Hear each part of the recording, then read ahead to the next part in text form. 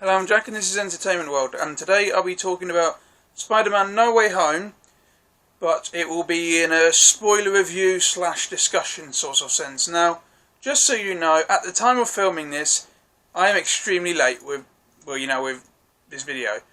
Not just in editing, but also in terms of filming it as well.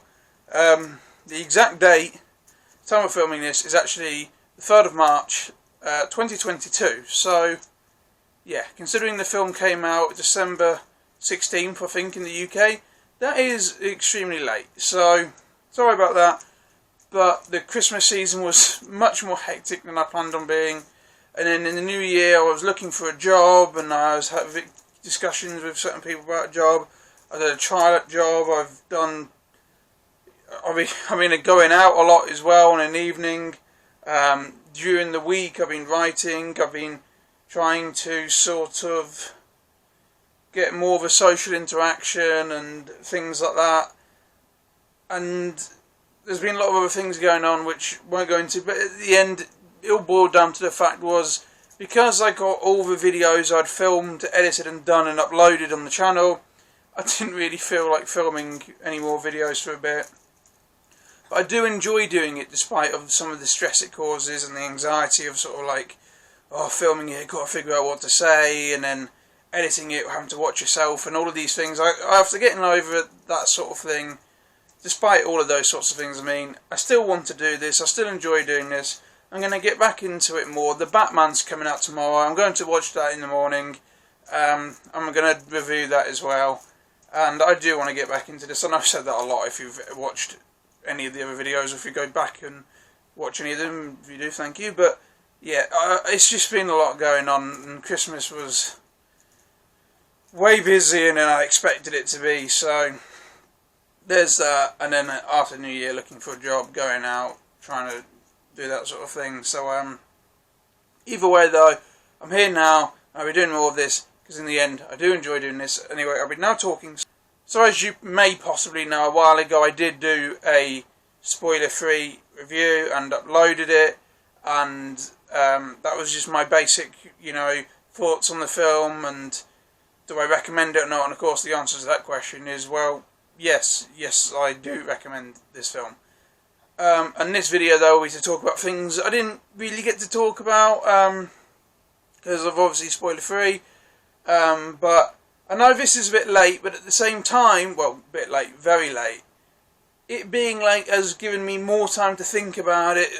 Other films have come out since. I've gone to watch other films since. Have I actually gone out to watch other films since? Have I said that? No, I don't think I have. Oh, anyway, I've watched a lot of other films since anyway, and it's just given me this sort of idea of what do I think about everything in the end from a film point of view, and not just the fan service point of view. Usually with a review I would start off with the negatives and end with the positives. That's going to be harder to do this time, because I have some things which are a positive and then lean a bit into a negative, but then end on another positive, so it'll be a bit more like that. Although I will start off with a couple negatives, just so I can, get them out of the way. And if you are interested in what I gave the film as a score, here it is there. There you go. Anyway, my first negative with the film is, in terms of a spoiler thing, is with the MCU, they like to put a lot of humour in their films, and although quite a lot of it is funny, you do get a lot of moments in these films where it comes across more forced and a bit disrespectful opposed to funny, with the case in point with my big one being when Spider-Man gets control of Dr. Octavius' arms through his nano control, and he's just making fun of him, and Dr. Octavius is like, you stop that. And I understand why, it's like, because that's his power, is those arms, so take that away from him, there's not a lot he can do physically in that moment. We're just standing there swinging at him, and like having a temper tantrum as Spider-Man's standing away, and he's like, buddy, you calm down, you tell me to blah blah blah, until you calm down. It's just sort of like, I didn't like that. I didn't mind my name is Dr. Otto Octavius, and then laughing at him so much. I didn't mind that, but I did think the Bluetooth thing took it a bit far, and I was like, alright, whatever. Also, one bit I really don't like is when the spell's going wrong. Now, I love the sequence and the effect of it all going wrong and the build-up and things like that, but even when it's all going wrong, they're floating in the air, big yellow electricity beams are going all over the place, the universe is being ripped open, and they're in this like other dimension sort of thing going on. Peter's still fucking talking. He's still going, basically everybody who knew before should still know. And you're like, dude, what part of whatever the fuck is going on around you thinks you should still be talking? Especially a statement like that. Like, what part of this makes you think that is acceptable? And it's really easy to then see why Doctor Strange was like, dude, you're a dick. Like, I understand to begin with, Doctor Strange should have explained it to him. And I'm sure there's a better way Doctor Strange could have done that spell than just, bye Spider-Man, by the way, I'm not going to tell him, I'm just going to make everyone forget. Boom, gone like that. But at the same time, when it's all going wrong, and it's clearly going wrong, and Doctor Strange is like, oh, I'm struggling, and you can see the spell shaking, and he's struggling to contain it. It's like, mate, you should, if it's worst case, ask him to stop. See if he can stop. I know that's also dangerous, but clearly, I think like that would have been better than what the hell they were doing. If not, fair enough, sorry, but still, it was getting to the point where you're like, dude, just stop. This is clearly bad. This is clearly not going to go well at all, and it's clearly already going really badly. So, just wanted to put that bit there. Just two nitpicks before I started talking about proper things and really some of the really good aspects of this film. I just wanted to get those two things out of the way. Now, there is obviously the really, really big thing when it comes to this film, the huge detail, the huge reveal, the huge whatever you want to call it that this film has. Now, most people when doing the spoiler discussions and reviews for this film that I've watched, I've gone out with that straight away like, oh my god, they're in it! You know what I'm talking about, but I want to save that bit towards the end, because I feel like if you open with that, and then everything else is going to be like a less thing. Even though they're still really cool, when you have that, pretty much everything else is going to be like, unless Hugh Jackman Wolverine showed up and he didn't, and obviously I didn't want that, that'd have been overstuffing it. But what I mean in terms of just talking about it, opening with that would probably not be the best way to, keep it going. Although if you are only interested in that bit, I will put a timestamp in there so you can hear my thoughts on specifically that thing. Anyway, I want to start off with the villains, because obviously they were in the trailer, and it'd be good to talk about them in a more spoiler type detail, because the trailer was somewhat vague about what they want, what their, obviously they're the villains, but what their roles were, why they were doing this, how they were reacting to everything apart from Electro. Trailer gave that away a little bit with him being like, this new world, new possibilities, that sort of thing. But other than that, it was a bit loose on what the whole point of that was. So anyway, obviously, as you watch the film, spell goes wrong, starts bringing people through who know Peter Parker is Spider-Man. That is cool, although, and as much as I love that, and it's a great way, I think, to do that, and it's a great reason for them to come through, and it works quite naturally, and obviously the villains which are the most threatening are the ones who know who Spider-Man is, because that's quite a scary detail. The only problem with that is, why did Electro come through? The one Spider-Man villain who never found out who Spider-Man was. Literally the one except Rhino. And because of that, it does leave that question out. Jamie Foxx, brilliant in this film. Really good. The design is really good. I didn't hate the design is amazing. I didn't hate it. It's just the problem was that I had with that is it worked both ways. When he wanted to be sinister, it did work quite well. Especially with him like teleporting, appearing and not teleporting, but you know what I mean, like appearing in different places, and especially at the end battle when he's in the power station and all that. That is really cool. But here the design worked really well. I like the more classic look to him.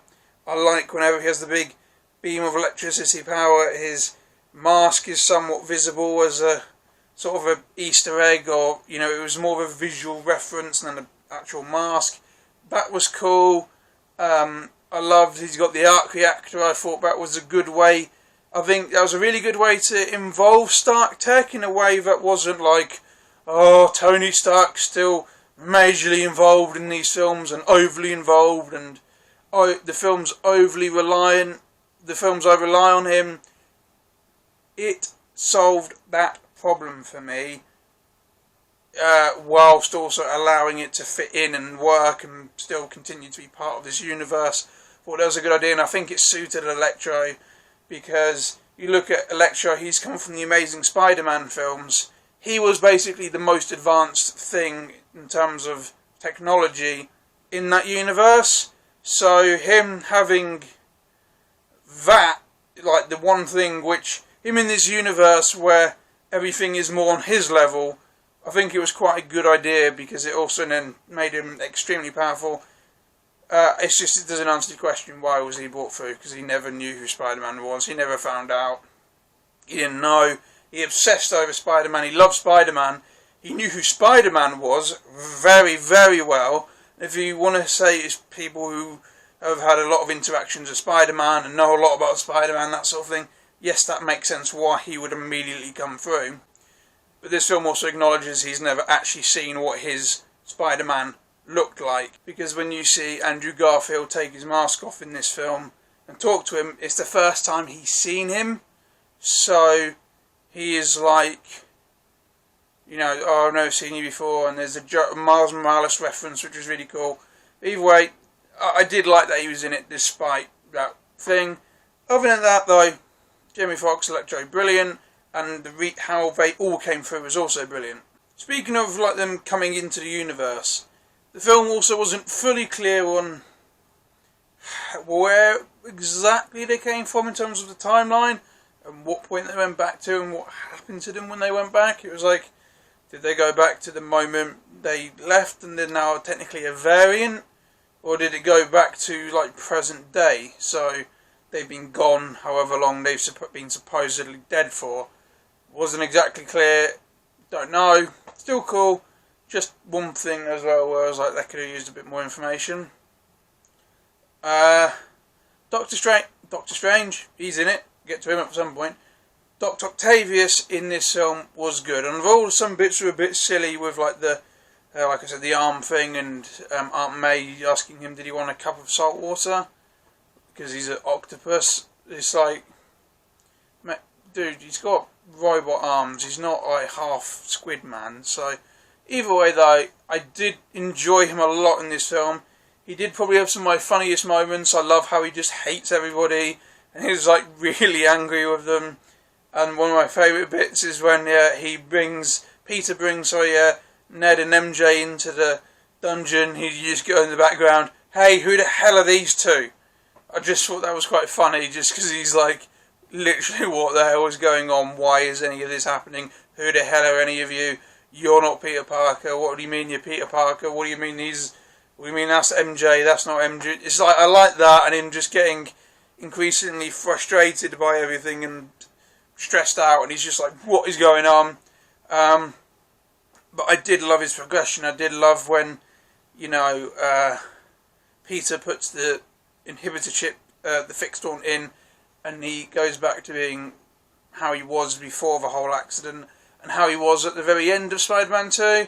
He's very nice, he's very thankful, you know, he refers to Peter as, thank you my boy, I'm very so thankful in every way, and he then starts to help Peter help the other ones, and I love that plot line of Peter trying to help the villains, because that's the problem of the film.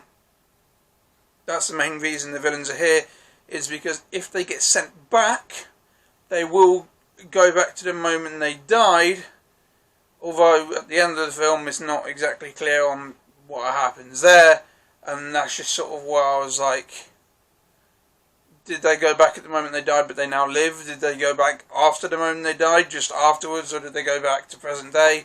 I don't know, but the conflict of the film is they will get sent back to the moment they died, and they will die. It's their fate. That whole point's lessened a little bit by the end of the film, like in terms of exactly what did happen when they get sent back. But for the plot, that idea, that concept works. It does work really well. It does explain why Peter would then turn against Doctor Strange in regards to sending them back, because he brought them through the spell going wrong, because obviously his identity was exposed, and you've seen the film, but because his identity was exposed, everything gone to shit. Everybody knows who he is. He wanted to get Doctor Strange to forget who he was, to make everyone forget, and all of this sort of thing. So the spell going wrong, bringing the villains here, and the consequences of staying here was the multiverse will get pulled further and further apart to the point where it's all just collapsing in on itself, and they need to get sent back to stop that from happening. But that's what will happen when they get sent back. But obviously Peter doesn't want that to happen, so he turns against Doctor Strange. That's all great. I love that. That works really well. It's just that you then get to that thing at the end with that whole, what happened to them afterwards. Either way, at that moment it worked. I like that you want to say Doctor Strange. Dr. Octavius starts helping him. I love the whole plot line of that. I think that works really well. And I like that after he gets the inhibitor chip, Dr. Octavius then becomes a good guy. He helps the Spider-Men towards the end of the films, although I did think it would have been cool to be able to see him as a villain at the end still, in terms of from a fight, how cool that would have looked to see him fight more than one Spider-Man. I do think that would have looked really cool, although considering who his character is, his character's journey, the way his character ended in Spider-Man 2 and all of that, I do think that worked really well. And I'm also glad, speaking of which, that the villains are their villains. I'm not sure if they're now technically variants, but as far as their backstory, they're the same people from their previous films. They're not just versions of the characters which had the same actors as the other versions for the sake of nostalgia. They're actually the same version. So I love that aspect of it a lot. And I just love the whole plot line of that, and I love Dr. Octavius' good turn towards the end. Also, Willem Dafoe is great as the Green Goblin. He's going to be absolutely fantastic. He was brilliant as the character when he first played him. He's still brilliant here now. He's the main villain of the film. He's the big bad. He's the sort of the mastermind of the whole problem towards the end, with them all turning on Spider-Man and them trying to get I can't remember what the box is called, I'll put it there, the box with the spell in, and he does a really good job as the main villain. He kills Aunt May as well, which I'll talk about in a bit, but in more detail on that, but he is so good, he's so sinister. He doesn't have his mask for 99.9% of his performance in this film. He only has it for basically 2 or 3 shots, and then he breaks it. But it was so good to actually see his face and how contorted he can get, and all the really creepy smiles. And he's so brutal in this film. They did manage to recapture that feeling of the fight from Spider-Man 2. The first Spider-Man film. I said Spider-Man 2 because it came out in 2002. Sorry. So, I love how they managed to recapture that brutality sense, that really sort of angry, violent nut job. It was certainly pushing the tone of the film, how you'd expect it, and I wouldn't say it breaks the age rating, but it certainly pushes what you'd expect from an MCU film to more of its limits, and it's certainly the most violent Spider-Man's been in his MCU trilogy, or MCU set of films thus far, and it worked really well. He was really sinister. He's the scariest villain that's the MCU Spider-Man's fought as well. Scariest villain altogether, really, but it just worked so well. I also think this film did a really good job with the whole split personality side of Norman Osborn. They really did a good job at showing that it is two people, Norman and the Green Goblin. I still think Norman's a dick on the inside, and that's what the Green Goblin is. It's not just poor Norman, look how misunderstood he is. I do think the Green Goblin acts upon what is inside Norman and what his desires are and what he is willing to do to get what he wants.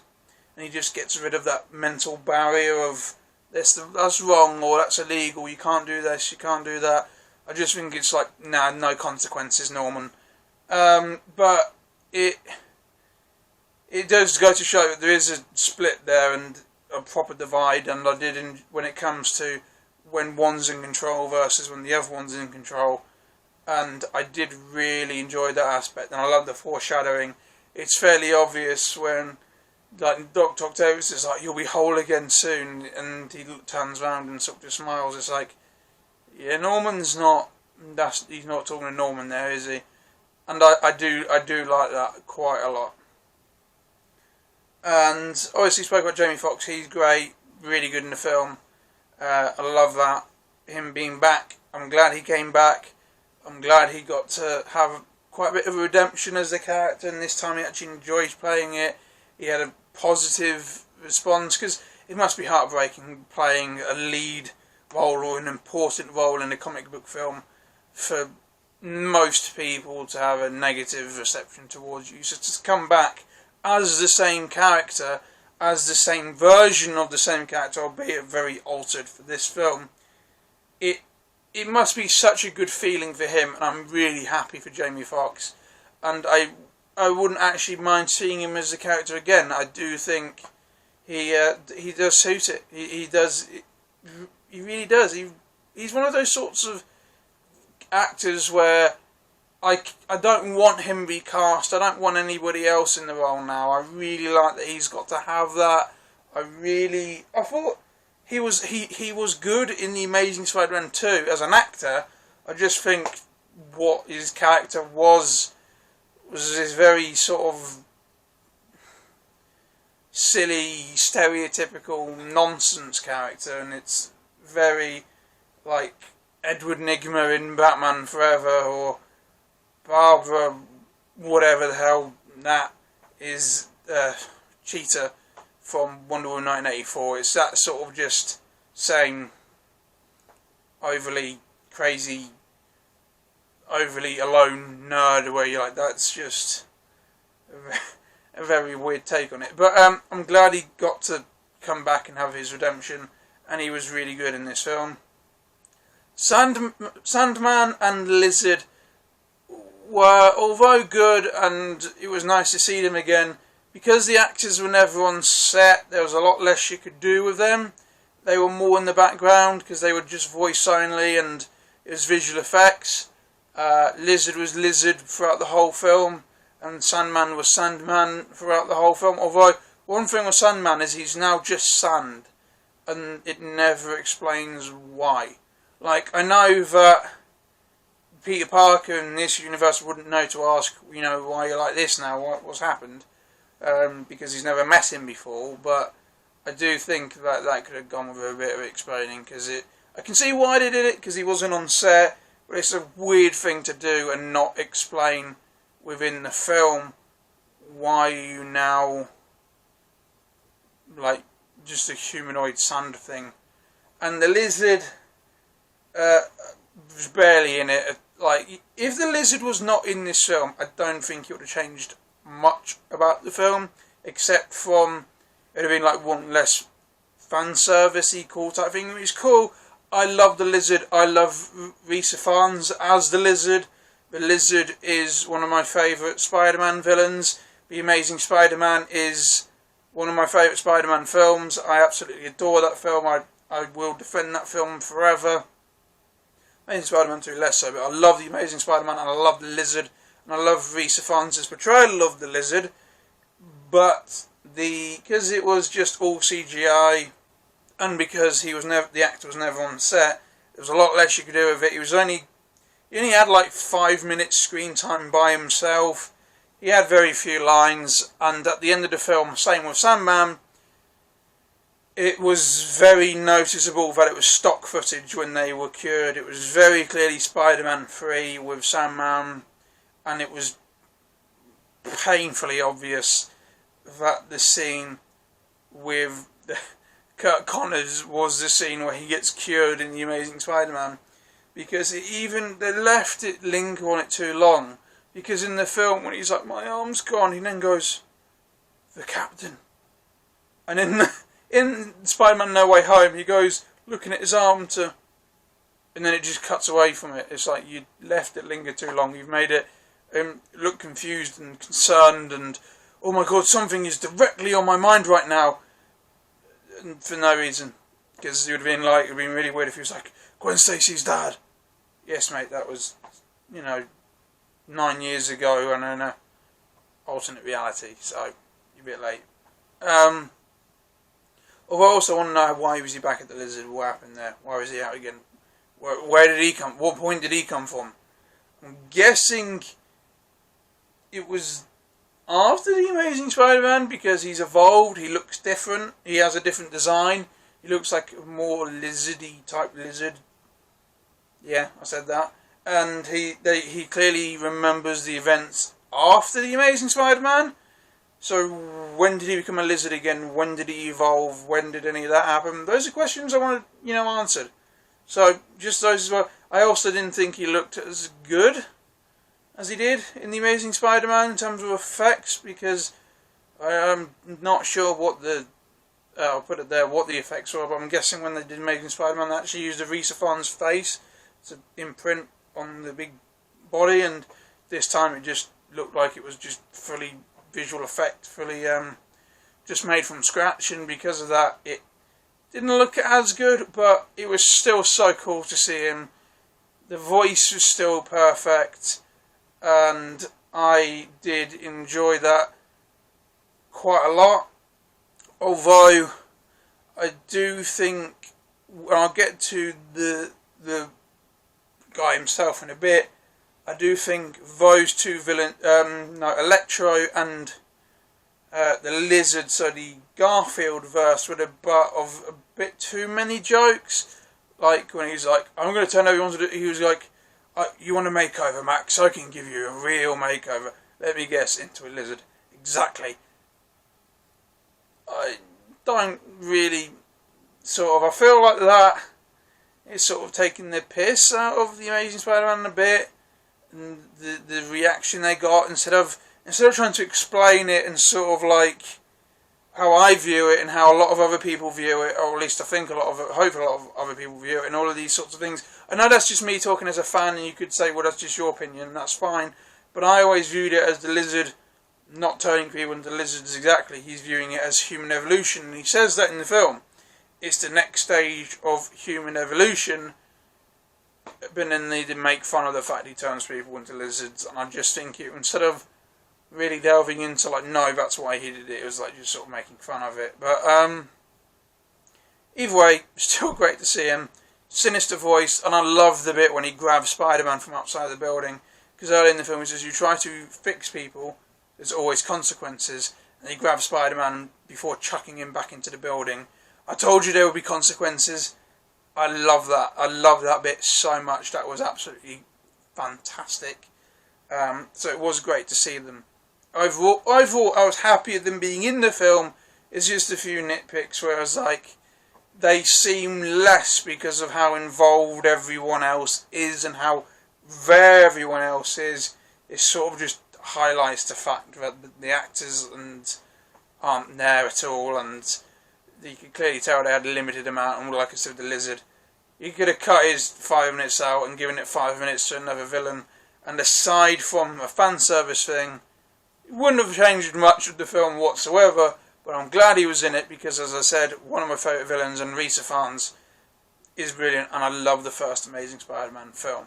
Okay, so we're going to talk about the first big thing that was not the villains, and not the big thing. There was a middle big thing, which was really, also really big. You know what I'm talking about. Fucking Matt Murdock, Daredevil, Charlie Cox, fucking back. Yes. As soon as we were going to need a lawyer, I was like, and then the cane on screen. Yes, and he sits down and he talks. I'm like, fuck yes. Because in my opinion, I'm going to be honest, I haven't watched a lot of the Netflix Marvel. I did start watching it fucking ages ago and then stopped watching it. But I've just got back into it and I fucking love it. I do love it. It's my favourite MCU thing. I love Daredevil. I love Charlie Cox as Daredevil. I would not want anybody else playing Daredevil. He is so good as the character. Everything about the story is brilliant, and I want this Daredevil to be the same Daredevil from Daredevil. Because as far as Daredevil is concerned, it's set in the MCU, but for a period as far as the MCU was concerned, Daredevil was like a bit of a sort of like what DC's like now with Zack Snyder and Superman and Batman and all that sort of thing, where it's like,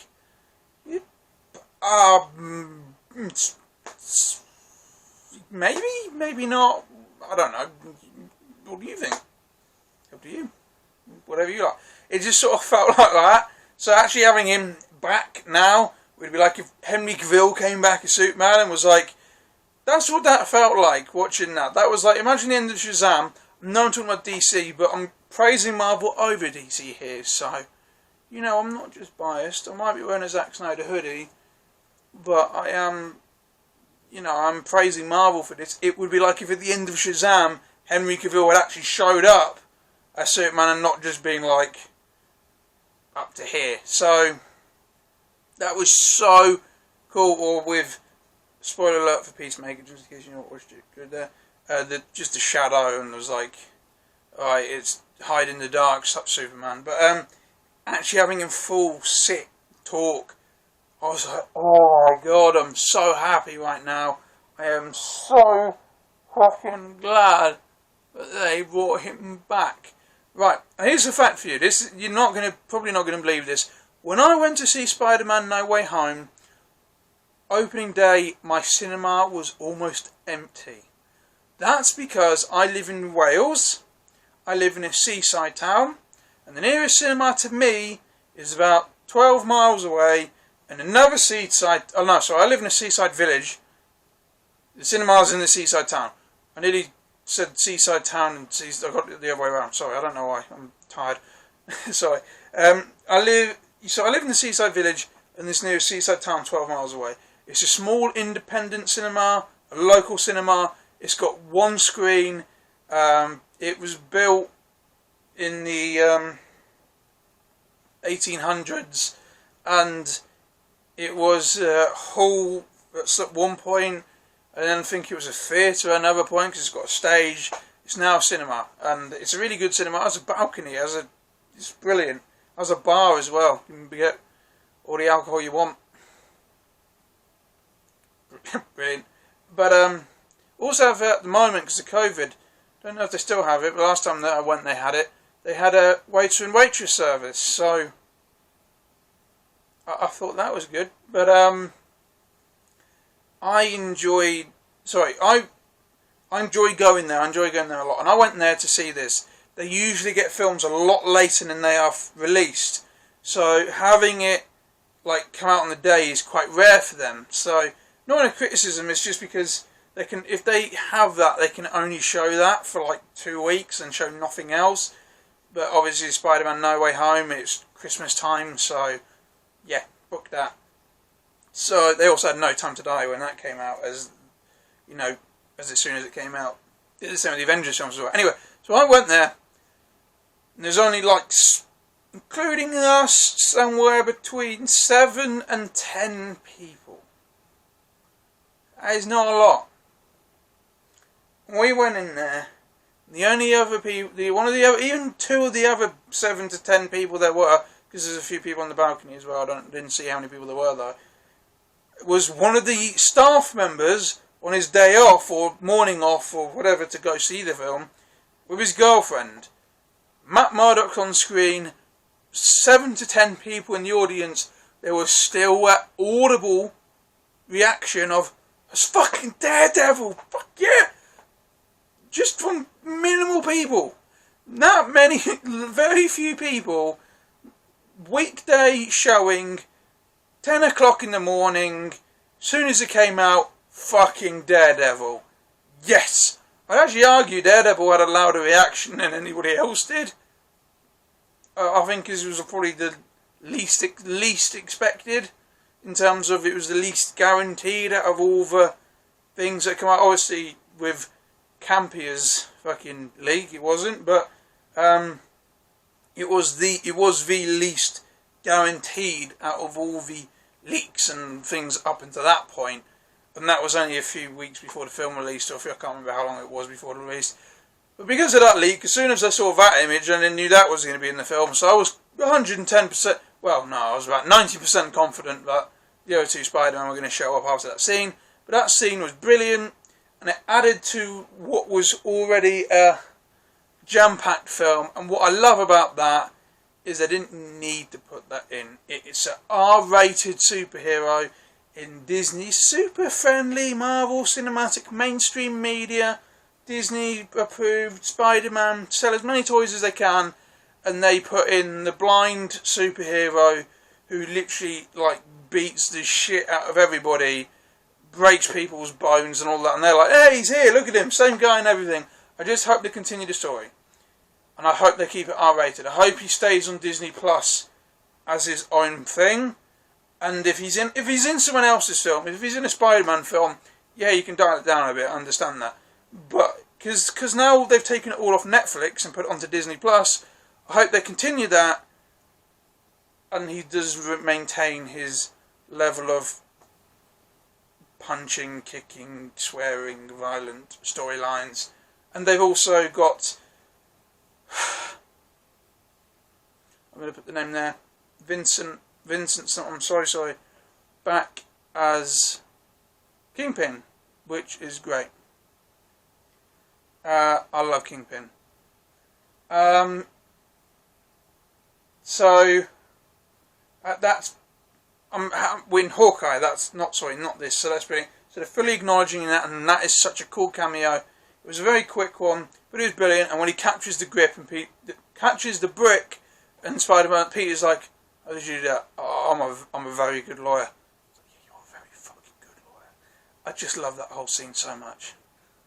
Happy was also great in that scene with Matt Murdock. He spoke quite a bit in that. And I love the scenes in Happy's apartment as well with the villains. Aside from that Aunt May joke, I love it early as well when Peter's waiting for college recommendations. I love when Doc Ock is... So the machine busts through the kitchen wall and Doc Ock is like, he's going to kill us all. You see like the villains interacting, and they're just all sitting in this... quite like obviously a modern apartment, but it's clearly not got enough room for all of them, and they're all just sort of sitting in there like, what the hell are we doing? And I did really enjoy that bit. There's so much about this film I like. Overall, it did make me laugh quite a lot of places like that. And also one thing quickly, it does with the villains as well. And even with Daredevil, in a short period, and with the other ones when I get to them, it does continue the story very well. It does feel like their previous portrayals, and even Jamie Foxx, who's clearly more confident in this universe. Jamie Foxx is Electro. He still maintains his nerdy aspect. Like one of the first things he's like, what do you mean it's your fault for bringing me here? Is the universe or in the woods? The universe, good, because I hate the woods. It's just sort of things like that. Although he's more confident, he's got a level of sarcasm now, like with the lizard. And also I love when Ned is like, ask Peter, is this like a tree monster or a man who turned himself into a tree?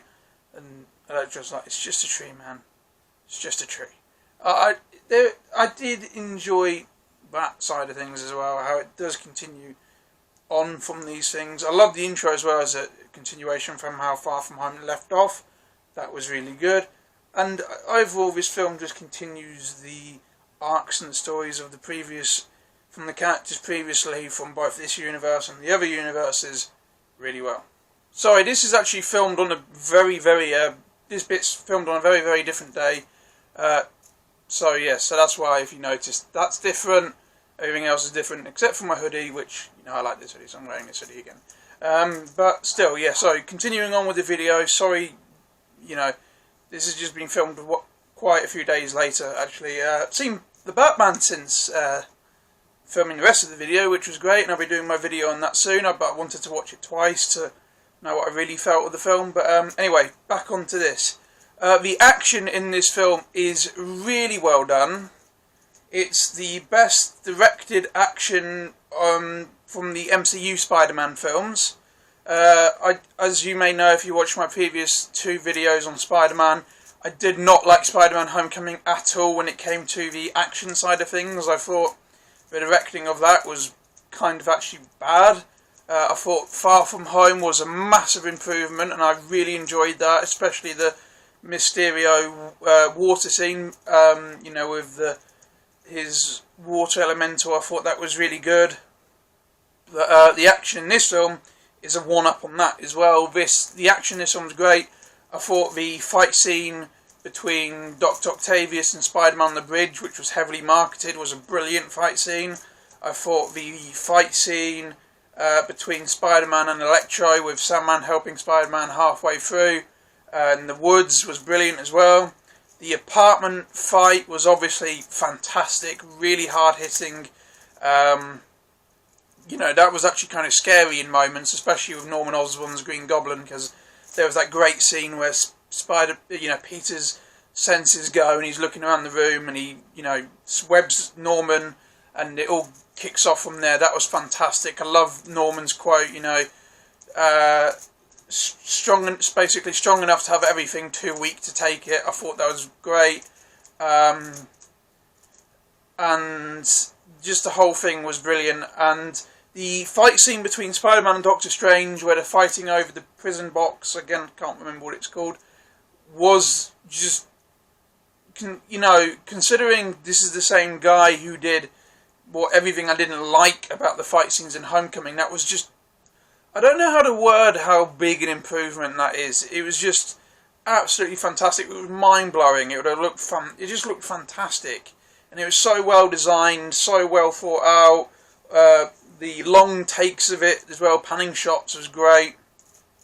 And the shot of it following Peter as he's falling through everything, I was just the whole time I was thinking, this is just incredible. This is fantastic how they've done this. That was probably, from a directing standpoint, from a visual standpoint, John Watts' best directed scene, at least with the MCU. I haven't seen his other 2 films, but I don't think they would probably have anything that out-trumps this in terms of directing a scene like that. But I just thought it was just incredible, really. But back to the apartment scene, that obviously then that leads into Aunt May's death, which was really, really well executed, and a poor choice of words. But it was just, what I love about that scene, or I love how they managed to do that scene, is this is the 3rd time we have seen something along those lines in Spider-Man films. Obviously you have Uncle Ben's death in the first film, you have Uncle Ben's death in The Amazing Spider-Man, and then you have, the first film was in Tobey Maguire's first film, and then you have this, which is basically this Spider-Man's version of the Uncle Ben thing, but you swapped Uncle Ben for Aunt May. And instead of it being Peter just being a dick and deciding to not do the right thing, and because he didn't do the right thing, somebody close to him got killed, in this time it's because he did the right thing, in a way, but something bad still happened. And what I love about the message there is it's not just a case of, with the other 2 films, where it's if you don't do the right thing, sometimes bad things can happen. This basically allows, just because doing the right thing can actually cause something bad to happen, or still allow something bad to happen, but just because of that, that doesn't mean it wasn't the right thing to do. Just because it didn't go the way you wanted it to, and in this case went very wrong, doesn't mean you still shouldn't have tried to do it. And I love that message. I love that Aunt May even says that, and when she, even when she's dying. And of course, you get, albeit a slightly modified version of Spider-Man's greatest quote, and probably the greatest quote in any superhero film, if not films in general. With great power comes great responsibility. I love that quote. It was. I think it was when there's great power, there must also come great responsibility. It was a slightly modified version. But that quote, with great power comes great responsibility, is just, you can see why it's stuck, and you can see why it's been used so many times, or being alluded to, because in The Amazing Spider-Man and Captain America Civil War, they didn't really want to say it. They just said, like, some variant of it, like Uncle Ben's going, you have the moral obligation to do those things, not choice, responsibility. And Spider-Man goes on a 4-minute rant in Civil War where he's like, when bad things happen and you get the power to stop them and you don't stop them, they happen because of you, and whatever that was. I think I said that right. If that was a jumbled up mess, sorry. But it was just this, like, really, you can't beat the quote. And even here, albeit slightly modified, it was here, it was great. I loved it, and the fact that they managed to pull off what is essentially the third time round of doing something like this, but because of the way they swapped the character and they changed the message quite, it's a significant amount, changing the message from, if you don't do the right thing, bad things will happen, to, even when you do the right thing, and even doing the right thing can cause the bad thing to happen, if not just to allow it to happen. That doesn't mean it wasn't the right thing to do still. That is a great message. I love that whole bit. It's very sad. It's the saddest scene, or the second saddest scene in the film. That's debatable, which you consider. That's probably more up to you, what you consider more sad, the ending or that. But the way this film managed to do it is commendable. I don't know how many other films have managed to do the same thing, but make it still effective. The only one I can think of like that would be the opening of Batman v Superman, because I still think that was an effective way to retell the whole Bruce Wayne's parents being murdered thing, and how it played into the rest of the film, but that's off topic to that. It's just, I don't know many films which can do the same thing. Not only just twice, 3 times, but do it in such a, 3 times.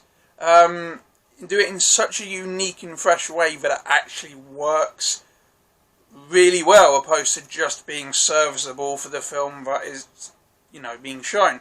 So I thought that was great. And I love how it affects Peter later on in the film, and how, Happy Hogan shows up as well and tells him to run. That bit was very sad, because, when Happy is not happy, and I don't mean just the grouchy Happy, what he usually is, but when he's actually serious and depressed, that's when it's like, oh, you can tell this is really not fucking good. Obviously you could tell it anyway, but you know what I mean, that's when it really, really starts to hit even more. But yes, I massively enjoyed that aspect of it as well, and I just thought it added a lot to the film, and I thought that it made the rest of the film more emotionally impactful than just what would have been more fan servicey had that not happened, and how the film not dealt with it the way the film dealt with it. And I like that the film dealt with it properly, opposed to just doing what most MCU Spider-Man films, or even just MCU films in general, will do, where it's like, yep, it's like the Jeremy Clarkson meme. Oh yeah, anyway, it just comes across like the yes, very sad. Very sad. Anyway, that's how all MCU films tend to deal with their problems, whereas this film was just like, no, let's linger on it for quite a while. And I love that aspect of this film a lot. And it made everything else that came afterwards more satisfying. It was just great. Okay, now on to the big thing with this film. I don't really know how to approach this normally, because even though it's been almost 3 months since the film came out, I still don't know how to process this. I don't know how to convey actually how it made me feel, let alone how anybody else felt about it. It was just mind-blowing. Even though I was following the leaks and all of the real reject videos and all these things and all of that different aspect of it, it still doesn't prepare you for when that scene, and I'm going to talk about that now. So obviously, Aunt May's just died. Peter's missing. Ned and MJ are sitting in what looks like Ned's grandma's house, and they want to look for Peter, and he opens up the sling ring, which he finally learns how to use. Opens it up, and you see Peter. As soon as I saw that Peter in the alleyway, I just knew exactly which Spider-Man it was from the suit. And he looks around as soon as he runs through that portal, jumps in. I was already like, oh my god. I didn't need for what came next, and that's the mask come off. I already knew who it was. I already was blown away, but he takes the mask off. Andrew Garfield, I am Spider-Man. Yes, you are Spider-Man. And I am so fucking glad. In that, I can't describe what it was like. I was not in a packed cinema. It's not like one of these things where you see it on TikTok and everybody's screaming and chucking things and like screaming at Andrew and things like that. It wasn't like that, because as I said earlier, there was only 7 to 10 people there. But still, even with just that, you could feel the room. You could hear people in the background, the gasp, It was just so worth it. It was so good. It was so rewarding. And there was nothing about that moment that wasn't brilliant. It was just fantastic. And then he had bread chucked at him, which, you know what, I let that joke go because it was quite funny. And it was quite funny. He was just standing there like, why? Why'd you do that? And she's like, show us more. No, this is plenty. No, I don't. This is plenty. I like that. And then of course he says,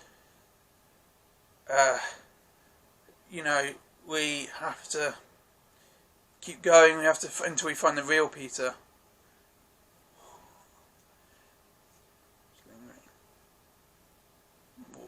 Tobey Maguire walks through. Just not Spider-Man. Tobey Maguire. Obviously he's playing. Not Tobey Maguire walks through. You know what I mean. He comes in as Peter Parker, and it was just so rewarding to see that, and the way he walks through. And I love how it continues that sort of running gag where he's not really fazed by much. Like in the first film, when he looks at himself, he's like, "Oh, big change, I'm really muscly now. You okay? Bitten by a radioactive spider? No, that's yeah." It sort of continues that thing where just like nothing seems to ever really affect him. He's just like, especially like as the films go on, Dr. Octavius, even when Sandman, he's just like, where do these guys come from? It continues that trend of just sort of like, I just walked through this portal and it's gone now. But it's just, I love it. I love when they, not a fight, but him and Andrew are like stare at each other and then start doing backflips and try and web each other, and Toby webs Andrew's web shooter, and he's like, oh really, okay. I just love that whole thing. I love their conversation. It was so rewarding. And when they're talking about what their favourite view is and where their favourite place to, where would they go in this situation and all of these things, it's just such a beautiful scene. Obviously that's the same conversation as the beautiful view, but it was just so fantastic. And of course when Peter's sitting on the rooftop and he's crying and MJ and Ned hug him and say there's a couple of people who want to they want to speak to you, sorry. Even though you've already seen them by this point, it still feels like you're seeing them again in the film for the first time when they look, camera pans up and you see their silhouettes on the water tower and they jump down. It's such a perfect scene. It wasn't just fan service. It felt like a continuation. It felt like a plot. It felt like it suited the film. It felt like it suited their Spider-Man as well. It didn't just like feel like it was just, oh yeah, it's cool, yeah, whatever. It was so well done. It felt rewarding, and it felt like some of the gaps are being closed as well in terms of like what where they leave off. I do have a few questions, like Andrew Garfield at one point says, later on in the film, the worst I ever fought was a guy dressed in a rhino suit. And although that is a bit of a funny joke, it does lead to question, did the Sinister Six never get formed then, which is how The Amazing Spider-Man 2 left off, and if not, like, how long has it been? Has it been 7 years, or has it been 2 or 3? How long has it been, and why wouldn't the Sinister Six been formed? Because that was like, I know obviously The Amazing Spider-Man 3 was never made, but I hope it does get made, but at this point in time, and back then it was never made. It leads to question, like, what happened there, or like, because it was all starting to kick off with everything with Oscorp and Harry Osborn and Mr. Fierce and all of these things. It was just sort of like, clearly something's going on, and doesn't really mention that.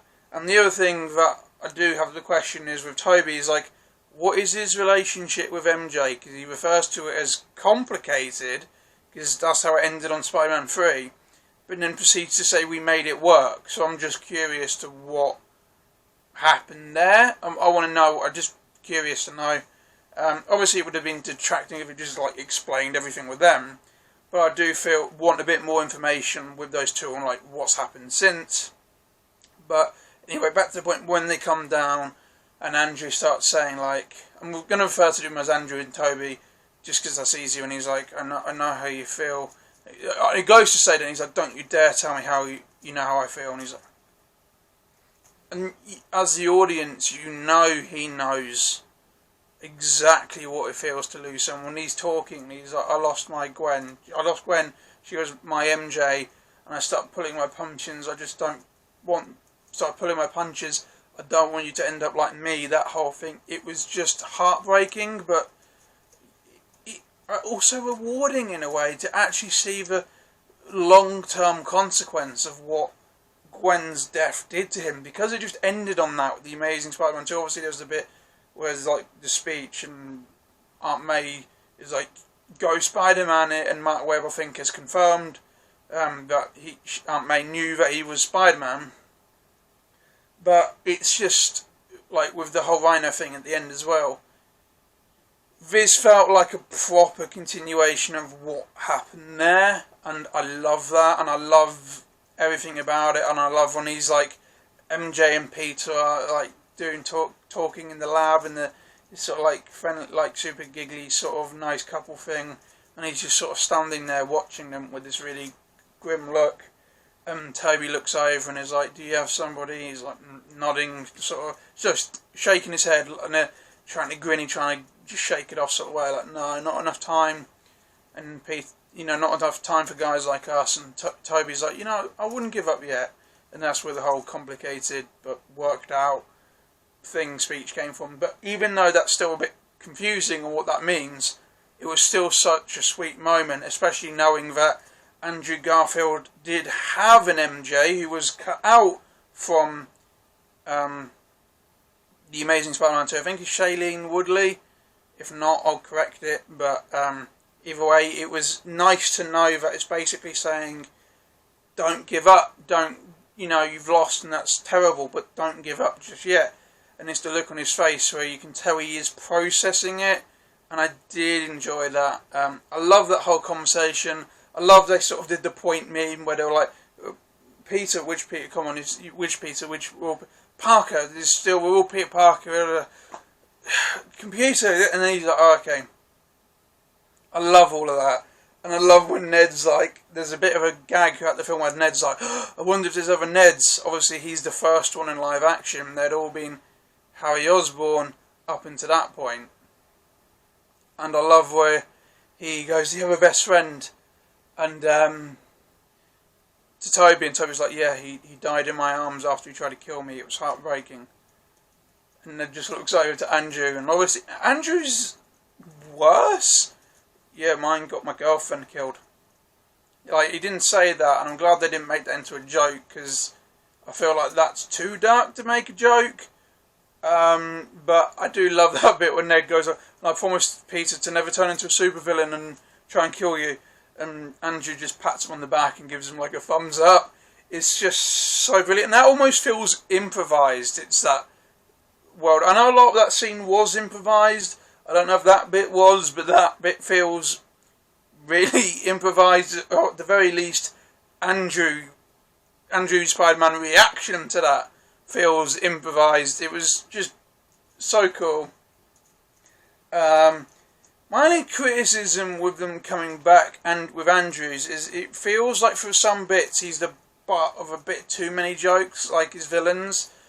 Like, I love the bit where he's like, I'm lame, and he goes, "You're amazing, so amazing." I love that joke because obviously he's the Amazing Spider-Man. But I do feel like he was just a butt of a bit too many things, or they made him a bit too sort of like desperate. I know he's the one who came up with "I love you guys," and I do like the "I love you guys," and it does, knowing that was improvised makes Tom's and Toby's reactions that even more funny, where they just sort of stare at him like, "Cool, yeah, cool." But I don't know, that's just a little thing. But either way, so great seeing them back. I love that conversation on the scaffolding when they're comparing villains they've fought. Comparing, like, I love that they bring up the web shooters, and he's like, when you don't need. Are you teasing me? No, we just can't do it. We know, so we're curious. Does it come out your wrists, or does it also come out of other places? And Andrew's sort of like, and he says, "Have you? It's exhausting. I've got to make mine in the lab and all of this." And he goes, and Andrew's saying that, and Toby goes, "I did have web block once." And Andrew's like, "Really? How?" "Oh, existential crisis, all of this." And Andrew's just like, wow. It's just, the whole scene's perfect. And watching Andrew Garfield pick up Tobey Maguire and crack his back, it's just, I don't know how they managed to make it's literally just the most basic conversation you could have got, really.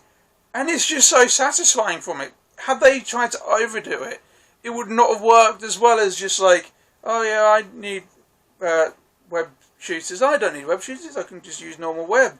It's coming out of me." And he's like, what villains have you fought? And all of these things is just so basic, but so well done. And just watching the middle-aged, not middle, but as in terms of the one who's the middle-aged compared to the youngest and the oldest, cracking the oldest one's back is just funny, because it's just so, I don't know, it's just so good that they thought of things like that, and it's just brilliant.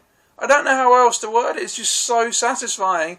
And even though, yes, the "I love you guys" was great, just that whole moment was great. And also just like watching Toby and Andrew have good moments themselves as well, which also just highlights the fact that they weren't just in it for fan service. They had moments like earlier as well with the lab. The fact that they had moments together where it's just them two made it feel even better, even more natural, made it work even more. It was just great to watch.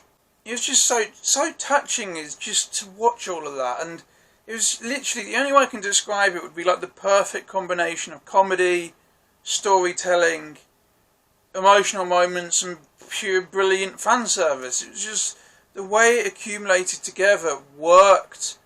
And I don't think there has ever been another film which has tried to do something like that and made it work as well. I mean, the only one I can think of that does something like that would be something like Doctor Who, where you got more than one Doctor, but that's easier to try and achieve with something like that, because that's obviously the same character, just regenerated, different appearance, different actor.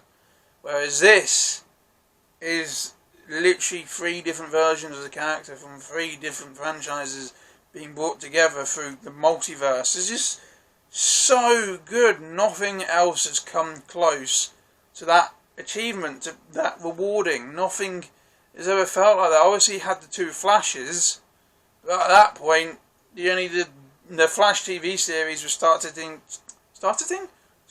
to basically be quite disliked, and the only Justice League film, the only film the Flash had been in at that point, really, was the very Studio Squad ridiculous shit bomb Suicide Squad. I don't hate that cut of Suicide. I want the air cut, release the air cut, but that messed up corporate version. And Justice League. So you didn't really care about that. Whereas this is like, I know obviously Amazing Spider-Man has haters, but to watch this Amazing Spider-Man, which is such a good film to me, and the first two Raimi Spider-Man films, and all of this added into this, just work. I don't know how to word it. I know what I want to say. I know how to feel about it, but I don't know how to describe it. And I feel like most other fans who actually watched it grew up. I mean, I grew up on the old Raimi Spider-Man films. Where are they? Obviously, I didn't have Blu-rays back then, but I grew up on this. This is Spider-Man 3. Yeah, Spider-Man 3 was the first superhero film I ever watched. And these were like the first superhero films I watched, and it was also, I had the Batman quadrilogy, so everything from Batman to Batman and Robin. But those two sets were like the first two superhero films. Those were what I grew up on, the old Batman films and these. And of course then Iron Man came out and that blew up, and the Dark Knight trilogy came out and that blew up. But up until then, this was it, really. I didn't watch X-Men until I was, what was I, 9, 10? By that point, I'd already been watching these for 5 years. So, it just gets to the point where, when you grow up on something, and to see it come into this, and just done so well, you know, if you're a Spider-Man fan, and you're like that, I just want you to sit back and be so grateful for that. Because there aren't many people who are part of a fan base who have had anything that comes close to anything like that. So just sit back and think, yes, that happened. Look how that made me feel. Look, it actually worked. It wasn't just a thing to do for more money. It worked. And it was great. And just sit back and remember that happened. And me being a Zack Snyder fan, in the year 2021, I had Zack Snyder's Justice League, and I had that. So as a fan, 2021 was probably going to be the best year to ever be a fan. Just a fan of anything like this, because anything that comes out afterwards, you know, the only way you could even try and trump that would be if in Doctor Strange 2, lots of things happen. I know obviously Professor X is back, but that ain't like and the Snyderverse to be restored, for me personally. I know it's decent comparing, but what I'm just trying to say is 2021, as a fan, obviously it was still terrible with COVID, and I'm sorry to all of that sort of thing, and I'm sorry to all the people who were really negatively affected by that, but just from a purely fan point of view, or a fan's stand on things, it was just a perfect year. It was just so rewarding. I'm so glad. Talk about the final battle now. That was really cool. That was watching them all swing together, watching them not know how to be part of a team to start off with, and they're all fumbling over each other, and like Andrew banging into Tom's webbing out and grabbing Toby's face and yanking him down so he headbutts the crane he's standing on. That was hilarious and just a genius idea. And then of course when they all come together and decide to take them all one at a time, that was great. My only criticisms of that would be, I wish it was a bit longer. It felt a bit short. I wish it was just a tad longer. I think the problem is with that, and this isn't me trying to be rude or like a greedy fan or an ungrateful fan, because I am, because they went with 5 villains opposed to the Sinister Six, you're 1 down already, and Dr. Octavius had turned good at that point and didn't show up until the end, and by then, even when he did show up, he was good. So you're 2 villains down, and then Green Goblin didn't show up to the end of it, so you're basically essentially 3 villains down until the very end. So the problem is with that, is it felt a little bit shorter than I thought it could have been, but other than that it was great in terms of action. I did think Toby's suit was noticeably CGI. It almost looked 2D, because when you watch the original films, his metal webbing on his suit clearly sticks out, and looked, because it's all practical, whereas in this one it looked flat. It was I might be wrong as well, but in the original films it was silver, and it looked noticeably silver, whereas in this film it looked very white, so it just made it look even more sort of 2D. And especially finding out that Andrew Garfield and Tobey Maguire's masks were CGI in that, apparently. I don't know why, especially as they didn't used to be, unless they just didn't want to make the suits again.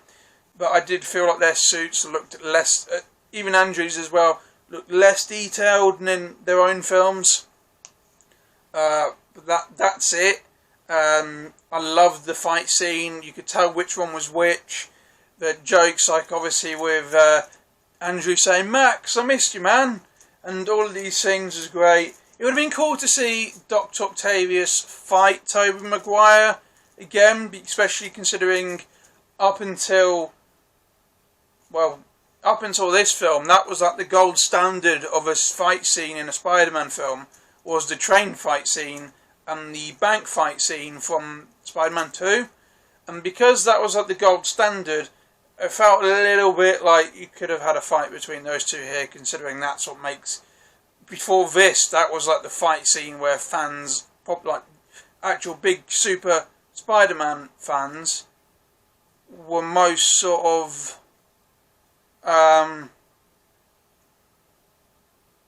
built like, yeah, that's the best. That was usually the agreed on.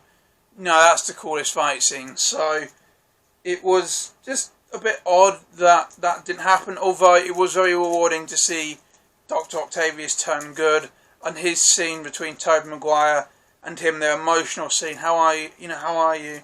You're all growing up. How have you been? He's just trying to do better. That makes up for that. That does make up for that. I'm not criticising, I'm not complaining. That does make up for the lack of them having a fight scene. And if you said to me, would I rather have an emotional, nice, touching scene between the two, or...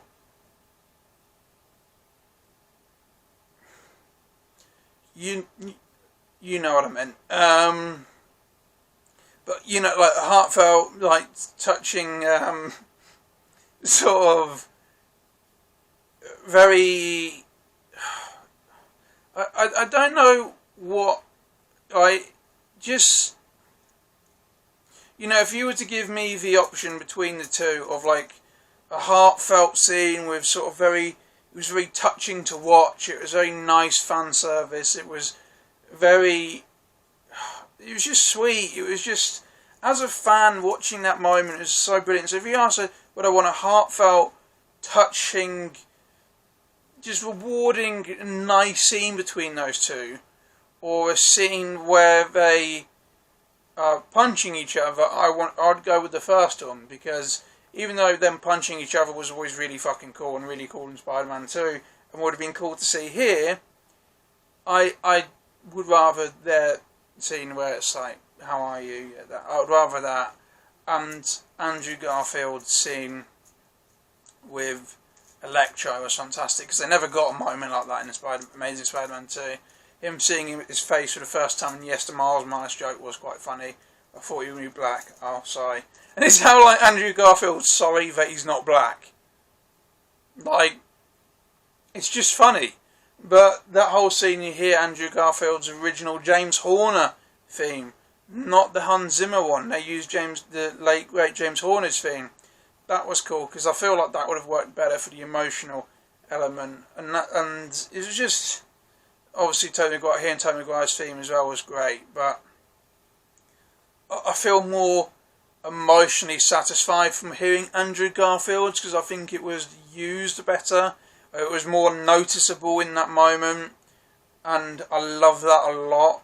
I just love both those moments. Again, it just adds to the fact it was not just for fan service. It was brilliant in its own right, and that is why it worked so well. It just wasn't like, I'm Spider-Man. Oh, I'm Spider-Man too. Oh yeah, let's go be Spider-Man together. It just created this sense of joy. It was just so beautiful to see. And of course, we can't talk about story continuation, fan service, redeeming moments, or just anything like that are just brilliant to watch. When Green Goblin puts the bomb in the prison box and it blows up, MJ falls, Tom Holland goes to grab her, Green Goblin bats him out of the way. And you see MJ's face as she realises no one's going to catch her. And then it cuts to Andrew Garfield as he jumps, catches her, lands it, and goes, are you okay? He's crying. He goes, are you okay? And she goes, yeah, are you okay?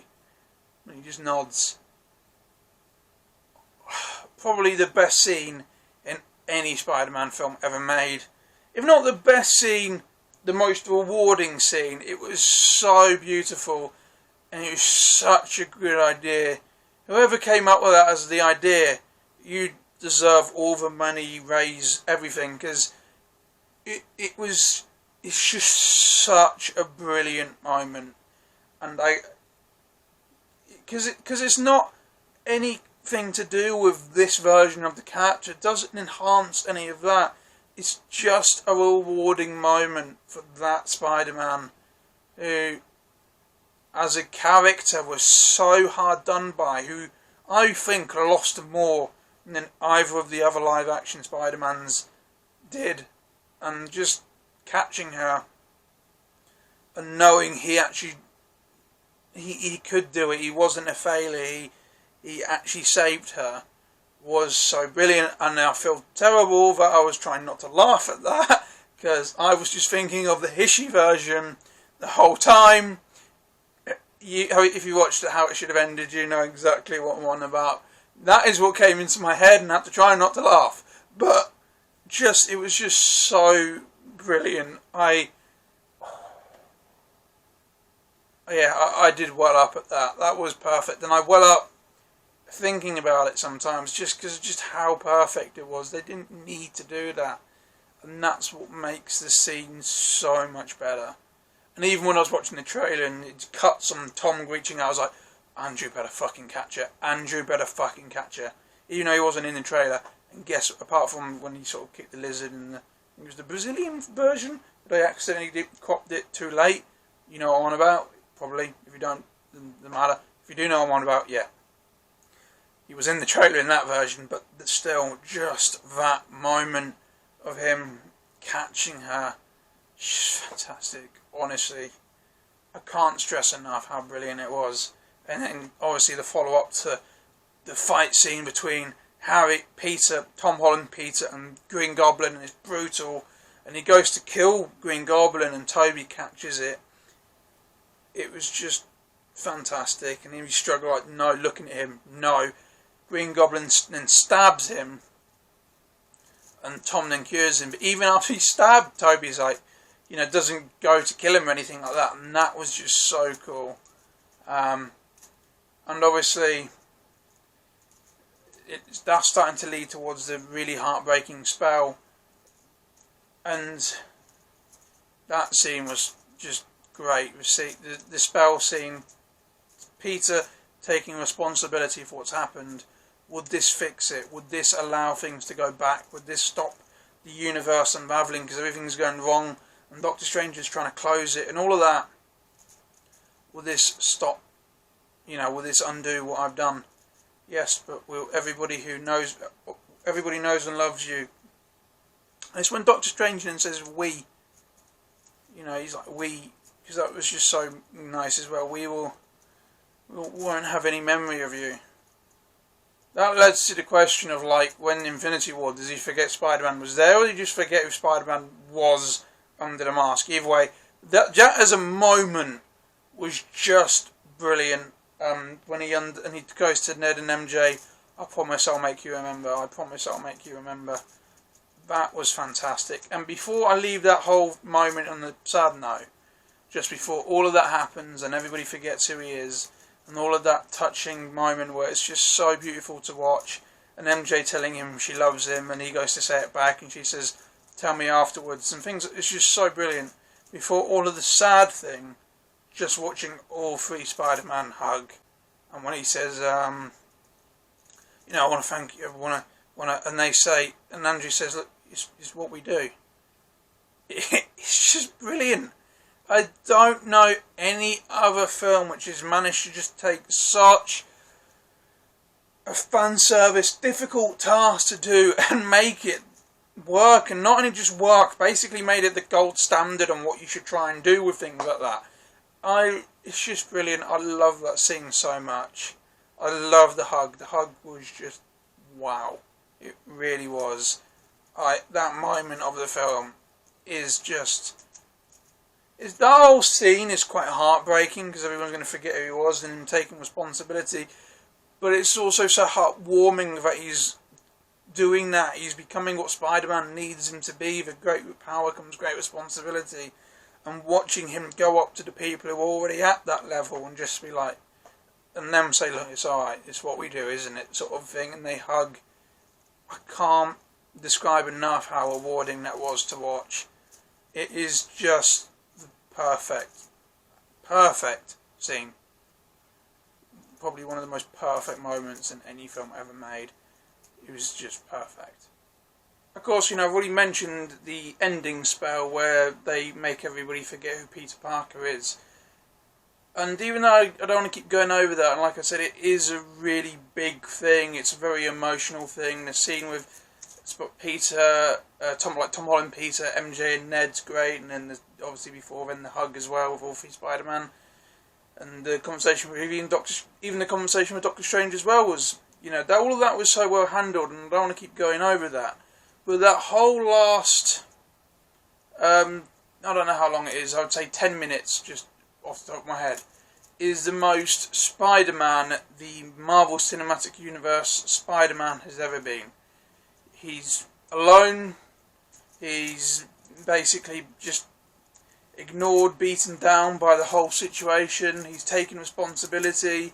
He's putting other people in the situation first. It's just such a cool thing to see.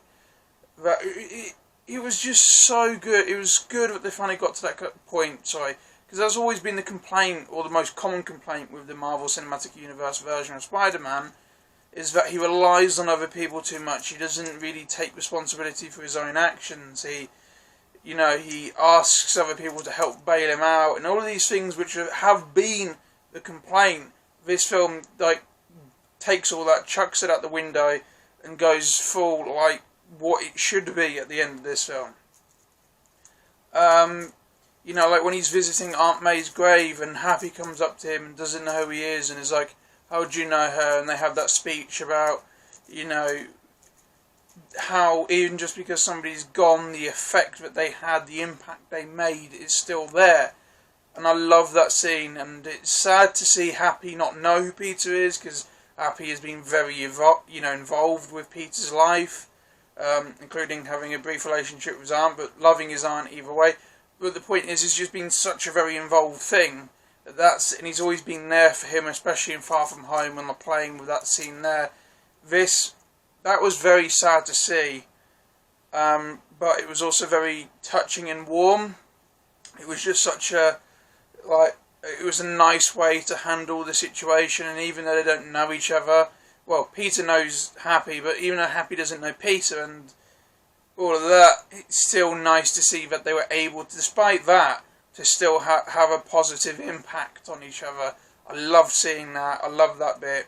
And when Peter goes to the cafe where MJ is working out, which you see early in the film, or donut shop, or whatever it is, bakery, something. He goes in, and he goes to tell her, because he promised he would, sees the cut on her head, and decides she's better, her life, she's safer, better off with me not in her life, and he leaves.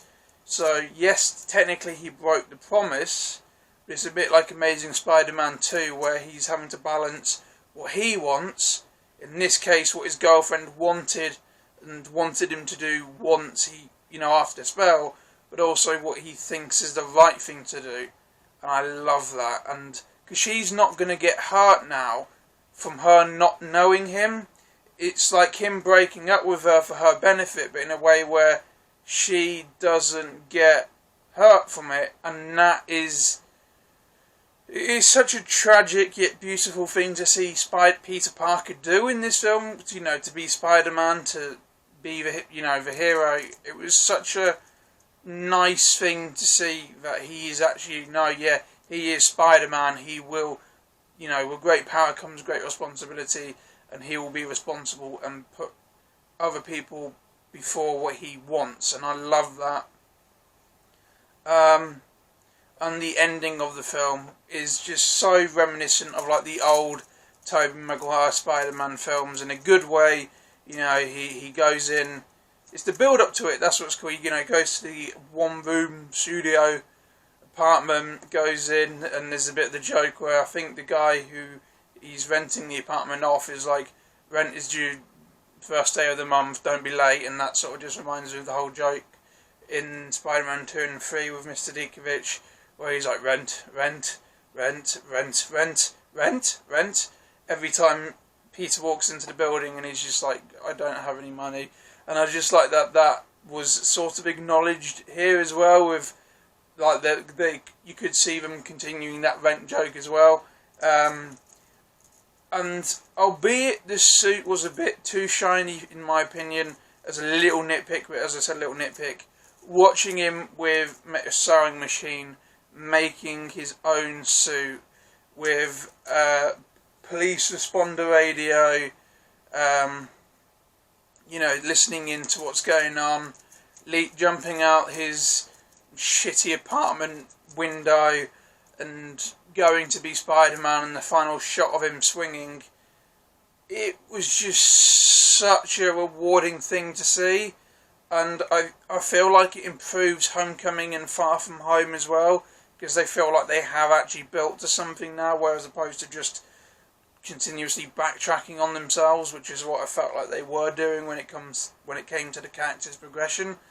I think that as an end to this trilogy of Spider was such a beautiful thing.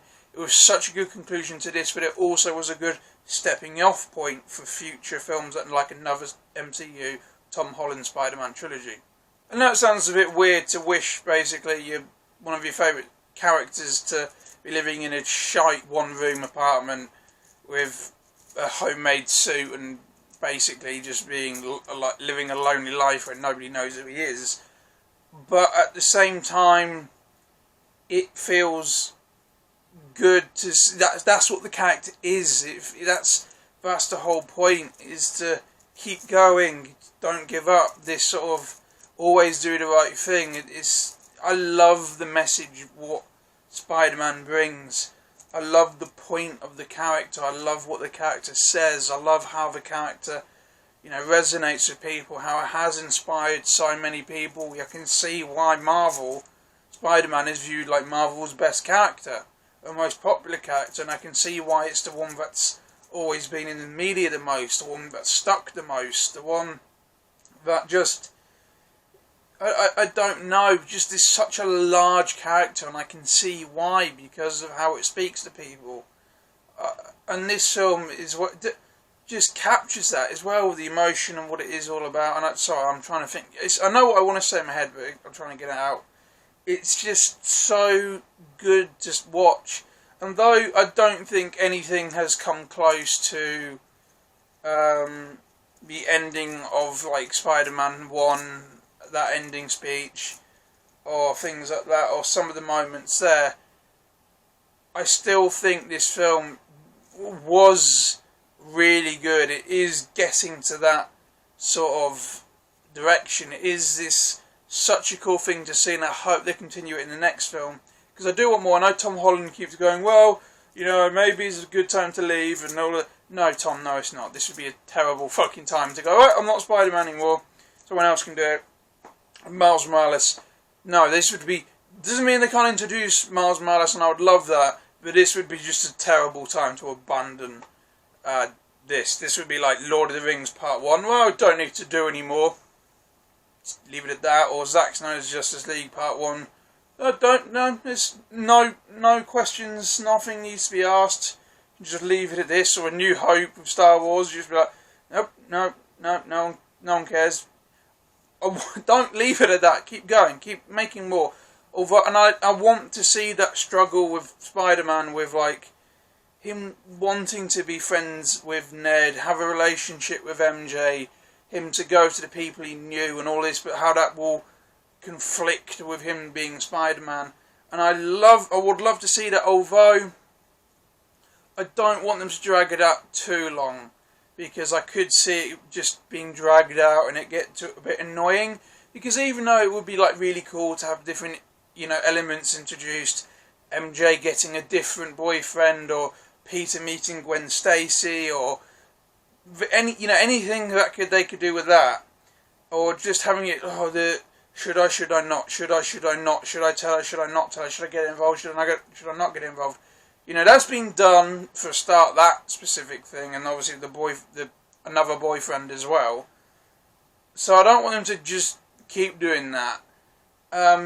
And also as well, I feel like if you drag it out too long and do too, even though it would be cool to see these different storylines and plot threads and all these things actually be shown in this universe, I think it could end up detracting from the ending of this film and the consequence of the wiping everyone's memory and the effect that has and the emotional impact. If he's like, well, I'll get a different girlfriend, I think it wouldn't work so well if that's how they went about it.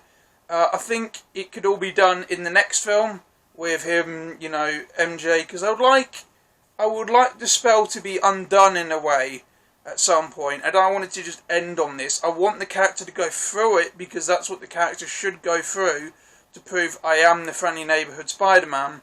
But I don't want it to just be stuck like this, and that's another reason why this would be such a shit way to end it. It would be like ending on The Dark Knight. Like, that's such a good ending for that film, and it's a good ending for that particular part of the story, and it's a good way to leave the story for a bit, leading into the next part of the story. But doesn't mean, with Batman, I don't want him to have dead, just lonely, everyone hates him, everyone thinks Batman's a murderer ending. I don't want it stuck on that spoilers to The Dark Knight that came out. You probably have watched The Dark Knight. If you haven't, I apologise. I'll actually probably do something with a time stamp here for just so either way. Anyway, but that's my point, is that I don't want it to end on that. I'd want it to be a good ending point to lead into the next thing, and that's how I think they should do this. I don't want him to just everyone to never know who he is and him always be alone forever. I want that to get resolved in a good story-driven, character-driven way. But I also don't want them to drag it out too long, because it could get repetitive and detract from what this is, and it has somewhat been done before with the other two incarnations of Spider-Man. I think they should just do it all within the next film. Maybe the second film as well, but I certainly don't think it should be a focus of, if they do another trilogy, I don't think it should be the focus of the whole trilogy, because I think that would be a bit too much. But yes, Tom Holland, keep being Spider-Man, do another trilogy. I'd love another entire trilogy, because I would love it. Actually, there was this plan ages ago, and I think they said this before Sony, this was when Far From Home was coming out, so this was actually before they then left Marvel and all that thing kicked off, and that was, but that was just like the Zack Snyder thing again, but with Marvel, that was shit. But it just goes to show fans can get what they want when you ask. I know it's not toxic to want either, guys. Come on, get out. It's not toxic to want. Doesn't mean you can't do toxic things, but it's not toxic to want something and to fight for it. Anyway, they were going to do the trilogy in high school, which was what this was. A trilogy in college, and then a trilogy as an adult. I would love that, and if Tom Holland is up to do that, and he is willing to do that, and he won't, he's not like, I just want to quit, I don't want to be Spider-Man again, I don't want to do it again. If he is willing to go, yeah, I would like to play a young, new, immature Spider-Man, and then the Spider-Man in college where he's trying to balance everything, he's trying to get the girl in his life, but he doesn't know how, and he doesn't think he should, so he stops himself, and all of that, and then an adult Spider-Man where he's got a relationship, potentially even a family, and he's like in his 20s and 30s. I would love to see that as well. I really genuinely would. That would be really cool, and I hope they go that. At least do one more trilogy, but I would love to see a whole three trilogies, with each trilogy being at a very different point in his life. That would be great. This film is a great ending for the story continued, but also not just for his Spider-Man. I'd love for Tobey Maguire Spider-Man to have his own film again, Spider-Man 4. Andrew Garfield Spider-Man to have another film again, The Amazing Spider-Man 3. And I would love to see them all on screen together again in a future film, be it another one of these films, or even like if they do an Avengers type film with them in it, that would be great. I would love to see that. But this film just ends in a perfect way for not only this film, but for this trilogy, but it also is the start of a really good continuation as well, and I hope they do it. It was absolutely fantastic, because I know they've talked about Spider-Man 4. It's just basically been Tom Holland going, I don't know. But they should continue this. It's a great ending for this film and and the trilogy overall, and a great starting point for a continuation for all the versions of Spider-Man. Which is absolutely incredible, and just as a fan, so beautiful to see. And my last positive of this film, I could think of other things I could be here all day. Like, I haven't really mentioned the whole Doctor Strange getting angry with Peter because he's like, you didn't plead your case before you want me to brainwash the entire world, or Peter going and trying to like look, them all being affected and them not being, Ned and MJ not being allowed in college, Happy being under a lot of scrutiny, Aunt May just being disliked and being told you're a terrible aunt / mother figure, like you're just shit. Like, I didn't go into that because that was, I don't know why, but I love that side of it as well. That was cool. And I love seeing Peter going to the college being like, look, don't punish them because you don't like me. At least let them in. And then because of he saved her life, she's like, I'm going to talk to them about your friends, and I'm going to talk about you. That was great. That whole bit was, and I haven't really spoken about that. And when editing this, if I feel really bad enough about it, I might go and talk about a few more things, or I might even make another video on it one day, because there's so much about this film where I could stand and talk about how cool it was, how nice to see that was, every little detail. It is just such a good film, both as a film, both as a superhero film, and also as a fan. So it is really good in that aspect. But yes, just as a summary of this film captures the hearts and minds of all the Spider-Man fans in such a beautiful way. It was not just it was perfect fan service, but it wasn't just fan service. It suited the film and the story it was trying to tell. It is such an achievement for this type of thing, and it was just such an epic film to watch. The way this film gave you basically everything that a fan could have wanted, as well as things the fan wouldn't even think they wanted, or know they wanted, or consider, like Daredevil showing up. I know a lot of people think that because they're both New York and have crossovers, but a lot of people that wouldn't cross their mind unless you were big on the leaks. I mean, yes, you could argue with the whole court side of things. You're like, yes, Daredevil, the lawyer aspect and that side of things, but a lot of people I don't think would have expected that. Oh yeah, that's definitely going to happen. That's how they're going to deal with this. And they actually did do it that way though, so that is just another reason to why this film's great, because it gave you fan service that you didn't ask for, that you didn't need, that you didn't need to do it, didn't need to go that extra way. The Matt Murdock thing is just like the world's nicest cherry on top of the cake. It just was like such a satisfying thing to see, and it was so deserved as well, and that's what made it great. The way this film gave you everything you basically wanted and didn't know you wanted, or even didn't think to say you wanted it, was just absolutely incredible. This film is incredible, and overall it is just a huge achievement, and it deserves a massive round of applause. Well done, everybody involved. So, yes, this film is fantastic. I love this film. I do recommend it, obviously, and obviously you've probably watched it, and especially as this video is really late. So yeah, but even if you haven't watched it and you've watched this, it's just so worth seeing. There aren't any other films which the film itself captures a thing like this. Like Zack Snyder's Justice League is the only other thing I can bring to that a lot. But in terms, because as a fan, you know, that film was like that to me.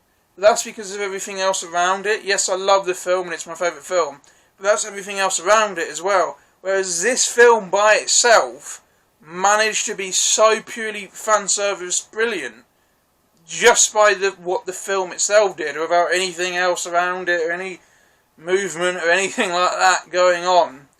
The film itself was just like, nope, we're just going to be the biggest piece of fan service brilliance that ever existed, and make it work, and all of that, and just work so well. Honestly, this film is fantastic. I'll be buying it on 4K when it comes out. I'll be watching it multiple times. I absolutely adored this film. In terms of capturing fans' joy, this film's an absolute masterpiece. It's absolutely fantastic, and the way that it concludes this trilogy, but leaves it open for a brilliant continuation, but not only for this version of Spider-Man, for the other two versions of Spider-Man as well. It's just such an incredible thing. It's absolutely fucking incredible, and it deserves all the praise it got. It truly does. It is such an incredible achievement. Anyway, guys, thank you for watching this video. I hope you enjoyed it. Sorry how long it took, but yeah, I'm just sorry. I won't keep making excuses for it. I'll have my video up for the Batman review soon. I'll do a review for it, which will be non-spoilerish, but then I'll just do like a nitpick video, more like a discussion than a review. Although it will have review elements and might just be a flat-out review now that I've said that. But either way, I hope you watched that one as well. Thank you guys for watching this video again. So I hope you enjoyed it, and I really do hope to see you in my next video. Thank you for watching. Goodbye.